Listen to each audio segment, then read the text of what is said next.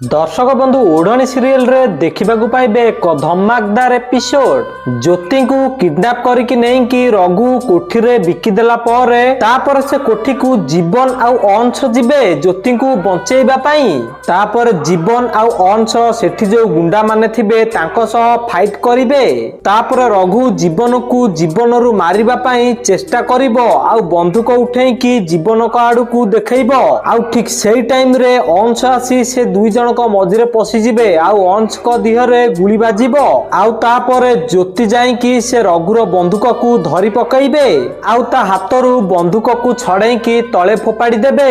आउ तापरे सेठी जो स्त्री लोक आउ झियो माने थेबे से माने गोटे गोटे मद बोतल आनिकी रघुर मुंड को मारिबे आउ रघु सेठी पूरा अचेत हेकी पड़िबो।